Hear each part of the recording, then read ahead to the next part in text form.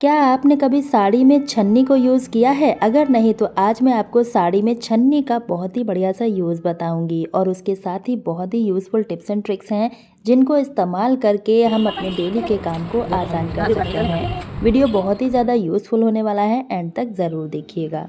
तो दोस्तों, पहला टिप हमारा ब्लाउज़ को लेकर है। जब भी हम साड़ी वियर करते हैं उसके साथ ब्लाउज़ को भी वियर करते हैं, लेकिन कभी-कभी ऐसा होता है कि कुछ साड़ी और ब्लाउज़ ऐसे होते हैं जिनको हम काफ़ी टाइम बाद यूज़ करते हैं, और कभी-कभी ऐसा हो जाता है कि हमारी हेल्थ डाउन हो जाती है। उस केस में हमें इन ब्लाउज़ को वापस से टाइट करना होता है।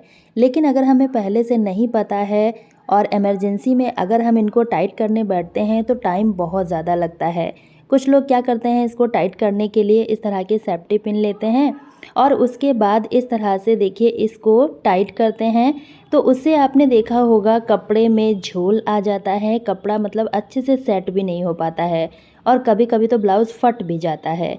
तो इस तरह से देखिए जनरली सभी लोग सेफ्टी पिन का यूज़ कर लेते हैं ब्लाउज़ को टाइट करने के लिए इमरजेंसी में, लेकिन ये देखने में बिल्कुल भी अच्छा नहीं लगता है। तो आज मैं आपको इसे टाइट करने का ऐसा तरीका बताऊंगी जिससे किसी को पता भी नहीं चलेगा और ना ही ब्लाउज़ का कपड़ा फटेगा और अच्छे तरीके से हम इसको टाइट भी कर पाएंगे। तो आपको क्या करना है, इस तरह से देखिए सेफ्टी पिन को अंदर से इस तरह से लगा देना है और अब देखिए आर्टिफिशियल हमारा काज बनके तैयार हो चुका है। अब जो हुक है ना, इसमें आप फंसा दीजिएगा, ब्लाउज़ बहुत अच्छे तरीके से सेट हो जाता है और टाइट भी हो जाता है। कपड़े में बिल्कुल भी झोल नहीं आता है। देखिए मैं आपको करके भी दिखा रही हूँ ताकि अच्छे से आपको समझ में आ सके। अब देखिए जो सेफ्टी पिन हमने पहले लगाया था उससे कपड़ा कितना ज़्यादा ख़राब लग रहा था, और इस तरह से आप इसको लगाएंगे तो बहुत ही अच्छे तरीके से आप ब्लाउज़ को टाइट भी कर पाएंगे और कपड़े में भी किसी तरह का कोई भी झोल नहीं आएगा। छोटी सी ट्रिक है लेकिन इमरजेंसी के टाइम हमारे बहुत काम आती है, तो एक बार आप इस ट्रिक को ज़रूर से इस्तेमाल करके देखिएगा। अगर ट्रिक पसंद आया है तो लाइक करके शेयर ज़रूर कीजिएगा दोस्तों के साथ। अगला ट्रिक है हमारा इस तरह की पॉलीथीन को लेकर। देखिए जब भी हम नए कपड़े खरीद कर लाते हैं इस तरह के पॉलीथीन में पैक होते हैं, और ये पॉलीथीन हमारे बहुत सारे पैसे बचाने वाली है, बहुत ही काम आने वाली है।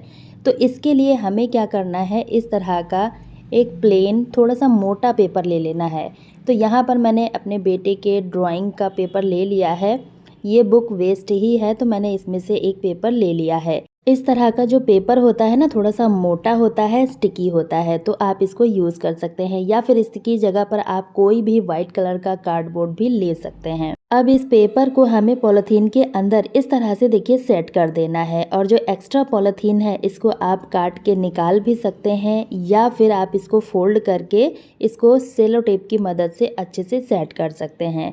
तो यहाँ पर देखिए मैंने एक्स्ट्रा पॉलीथीन यहाँ से कट कर दिया है और जो साइड का पॉलीथीन है इसको मोड़ कर मैं सेलो टेप की मदद से इसको सेट कर दूंगी। अब दोस्तों आप सोच रहे होंगे इसका यूज़ मैं कहाँ पर और कैसे करने वाली हूँ, तो इसका यूज़ बहुत ही ज़्यादा अमेजिंग है, देखने के बाद आपका भी दिल खुश हो जाएगा।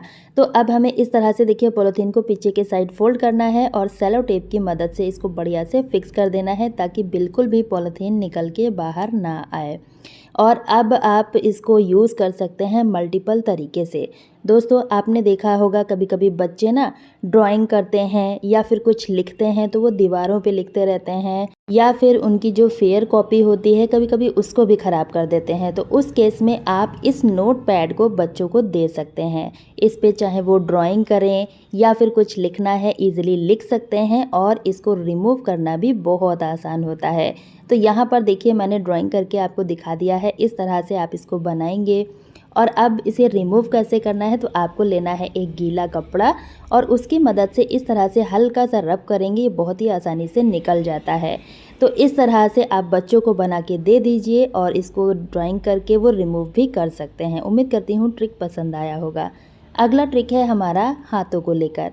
तो देखिए जब भी हम पानी में काम करते रहते हैं कभी कभी आपने देखा होगा इस तरह से जो उंगलियों के बीच का स्पेस होता है इसमें रेडनेस आ जाती है, इन्फेक्शन हो जाता है। अब इस तरह का इन्फेक्शन हो जाता है तो हम क्या करते हैं, सीधे डॉक्टर के पास भागते हैं। तो आप छोटे छोटे ट्रिक्स को भी फॉलो कर सकते हैं। आपको क्या करना है, हनी लेना है। हम सभी के घर में हनी होता ही है और इसको थोड़ा सा हमें ले लेना है।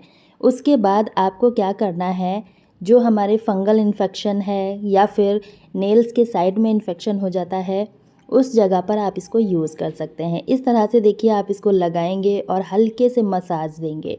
इससे आपको इस इन्फेक्शन में काफ़ी हद तक आराम मिलेगा। इसको आप अपने पैरों में, हाथों में या फिर नेल्स में, जहाँ पर भी इस तरह का इन्फेक्शन है वहाँ पर आप इसको यूज़ कर सकते हैं। बहुत ही असरकारी नुस्खा है, एक बार आप इसको ट्राई करके ज़रूर देखिएगा। तो इस तरह से देखिए हल्के हल्के हाथों से मसाज करना है और थोड़ी देर के लिए इसको ऐसे ही लगा छोड़ना है। उसके बाद आपको इसे गुनगुने पानी से वॉश कर लेना है और हाथों को अच्छे से सुखा के रखना है। आप देखेंगे बहुत ही जल्द आपको इस इन्फेक्शन से आराम मिल जाएगा। तो इस तरह से जो छोटे छोटे ट्रिक्स होते हैं वो हमारी डेली लाइफ में काफ़ी काम आते हैं। तो एक बार आप इसको ज़रूर से इस्तेमाल करके देखिएगा। तो चलिए अब देख लेते हैं अगला यूज़फुल ट्रिक। दोस्तों, सेब खाना हम सभी को बेहद पसंद होता है, लेकिन जब हम इसको काटते हैं तो आपने देखा होगा बहुत जल्दी से ये काला पड़ जाता है। तो उसमें सबसे बड़ी गलती जो होती है वो होती है लोहे का चाकू का इस्तेमाल करना। अगर आप लोहे के चाकू का इस्तेमाल करके सेब को काटते हैं तो वो डेफिनेटली काला ही पड़ जाएगा। तो जब भी आप सेब को काटें तो स्टील के चाकू का इस्तेमाल करें। अब आप सोच रहे होंगे कभी कभी हम स्टील के चाकू से भी काटते हैं फिर भी ये काला पड़ जाता है। तो उसके लिए मैं आपको छोटा सा ट्रिक बताऊंगी। जब भी आपको सेब को काटना है तो इस तरह से देखिए काटना है। मैं आपको बहुत ही स्लोली करके दिखा रही हूँ ताकि आपको अच्छे से समझ में आ सके और ये ट्रिक काम कर सके। इसमें हम दो ट्रिक एक साथ करने वाले हैं। एक तो सेब काटने से काला नहीं पड़ेगा और दूसरा जो इसका सीड वाला पार्ट है वो भी इस तरह से कट करने से ईजिली निकल जाएगा। तो इस तरह से देखिए जब भी आप इसको काटें तो इसके एक भी पीस को हमें अलग नहीं होने देना है। इस तरह से देखिए सारे पीसेस अलग हो चुके हैं। आप देख ही सकते हैं, आपके सामने रिज़ल्ट है। अब आपको क्या करना है, इसे इसी तरह से फिक्स रखना है। जो इसका सीड वाला पार्ट है वो बीच में है और जब भी आपको इसे खाना है आप इसमें से एक एक पीस निकाल के खा सकते हैं। लेकिन इसको काला होने से बचाने के लिए आपको एक रबर बैंड लेना है और इसके ऊपर लगा देना है इस तरह से। इससे क्या होगा, जितने भी इसके पीस हैं वो इसी में सेट रहेंगे और जब ये पीसेस अलग नहीं होंगे तो सेब बिल्कुल भी काला नहीं पड़ेगा। क्योंकि इसमें आयरन बहुत ज़्यादा मात्रा में होता है, इसलिए ये हवा के संपर्क में आते ही काला पड़ जाता है। तो इस ट्रिक को फॉलो करके आप सेब को लंबे समय तक फ्रेश रख सकते हैं और जब भी आपको खाना है आप इस तरह से इसको खोल लीजिए। इसी तरह से आप इसको कंज्यूम कर सकते हैं। है ना फ्रेंड्स, बहुत ही कमाल का ट्रिक, छोटी सी ट्रिक है लेकिन बहुत ही काम की है। तो चलिए अब देख लेते हैं अगला यूज़फुल ट्रिक। देखिए प्याज हम सभी लोग अपने किचन में डेली इस्तेमाल करते हैं और जब भी हम इसको काटते हैं तो आपने देखा होगा आँखों में इसका रस बहुत ज़्यादा लगता है। इसकी वजह से हमारी आँखों में बहुत ज़्यादा आंसू आने लगते हैं, आँखों से पानी आने लगता है। तो इस प्रॉब्लम से बचने के लिए मैं आपको छोटा सा ट्रिक बताऊंगी जिससे आप कितना भी प्याज कट करेंगे, छीलेंगे, बिल्कुल भी आँखों से आंसू नहीं आएंगे। तो आपको क्या करना है, पानी लेना है और उसके बाद कोई भी छोटा सा कॉटन का कपड़ा ले लेना है और इसको पानी में डिप कर लेना है। इस तरह से डिप करने के बाद आप जिस भी बर्तन में प्याज काट रहे हैं वहीं पर इस कपड़े को हमें रख लेना है और अब आप प्याज काटिए। कितना भी प्याज आपको काटना, छीलना हो, एक भी बूंद आपकी आंखों से पानी नहीं आएगा। आजमाया हुआ नुस्खा है, आप इसको ज़रूर से ट्राई करके देखिएगा। और जब भी आपको प्याज काटना है उससे पहले अगर आप इसको पानी में डाल के रखते हैं तो भी आंखों में बिल्कुल भी नहीं लगता है। तो चलिए अब देख लेते हैं अगला यूज़फुल ट्रिक। दोस्तों, साड़ियाँ पहनना हम सभी लेडीज़ को बहुत पसंद होता है, लेकिन इस तरह की जो हैवी साड़ियाँ होती हैं अगर हम इनको रखते हैं तो आपने देखा होगा इनका जो वर्क है वो काला पड़ जाता है और दूसरा इनमें अजीब सी स्मेल आने लगती है, कभी कभी फंगस भी लग जाता है। तो इन सारी प्रॉब्लम से बचने के लिए इन साड़ियों को हम कैसे रखें कि इस तरह की प्रॉब्लम बिल्कुल भी ना हो। और कभी कभी तो ऐसे होता है कि हमें शादी पार्टी में जाना है और अचानक से हम साड़ी को निकालते हैं तो उसमें बहुत ज़्यादा स्मेल होती है, कभी कभी नमी की स्मेल आने लगती है। तो उस स्मेल को रिमूव करने के लिए आप इस ट्रिक को फॉलो कर सकते हैं। आपको एक स्ट्रेनर लेना है और इसमें टैल्कम पाउडर डाल के इस तरह से साड़ी पे स्प्रेड करना है। छन्नी का इस्तेमाल करके अगर हम इस पे पाउडर डालते हैं तो एक जगह पर ज़्यादा पाउडर नहीं डलता है, अच्छे से स्प्रेड होता है। और इस तरह से साड़ी की जितनी भी स्मेल होती है, चाहे वो नमी की वजह से आ रही हो या फिर ज़्यादा दिन से रखते हैं तो फ़िनाइल की गोली वगैरह इस्तेमाल करते हैं, उससे भी आने लगती है, तो वो सारी की सारी स्मेल इससे ख़त्म हो जाएगी। इस तरह से आप साड़ियों को अगर रखते हैं तो भी साड़ियाँ लंबे समय तक सेफ़ रहती हैं। तो जब भी आपको कहीं शादी पार्टी में जाना है, अगर साड़ी में बहुत ज़्यादा स्मेल है तो आप इस ट्रिक को फ़ॉलो करके साड़ी को वियर कर सकते हैं। अब इस तरह से साड़ियों को आप रखेंगे, किसी भी तरह की कोई स्मेल नहीं आएगी। तो छोटी सी ट्रिक है लेकिन बहुत ही काम की है।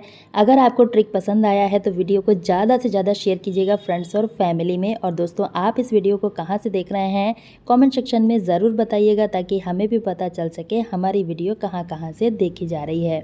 इसी तरह की और वीडियो देखने के लिए लिंक एंड स्क्रीन में है, आप वहां से देख सकते हैं। कल फिर मिलती हूँ न्यू वीडियो के साथ, तब तक के लिए बाय।